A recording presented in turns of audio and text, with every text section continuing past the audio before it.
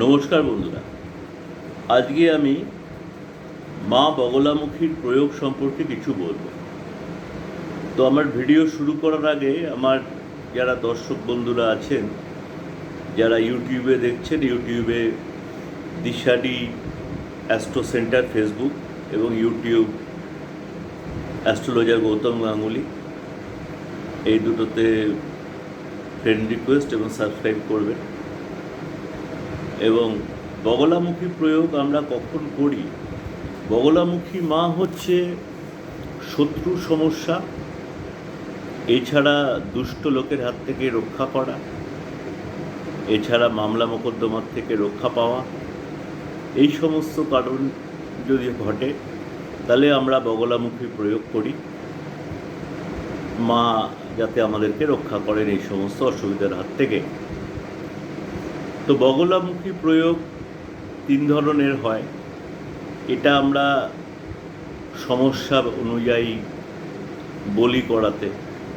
এক, যদি সমস্যা গম্ভীর হয় তাহলে বগলামুখী মায়ের মিনিমাম 11,000 জপ করিয়ে যজ্ঞ করানোর কথা বলি।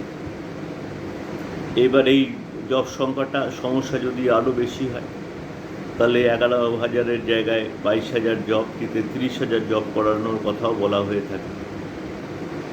এবং জপের পরে এক দশমাংশ সংখ্যার হবন হয়, মানে যজ্ঞ হয়।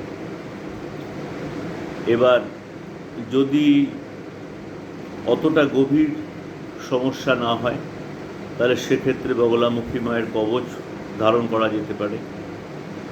আর যদি সমস্যা তার থেকেও একটু লঘু হয় তাহলে সেক্ষেত্রে নিজেরাও আপনারা হলদিমালাতে বগলামুখী মায়ের জপ করতে পারেন। বগলামুখী মায়ের জপ মন্ত্রটা হচ্ছে ওং লিং বগলামুখী সর্বদুষ্টানাং বাচং মুখং পদং স্তম্ভয় জিহ্বাং কিলয় কিলয় বুদ্ধিং নাশয় লিং ওং বগলামুখী দেব্যেই নমঃ। এটা হলো জপের মন্ত্র।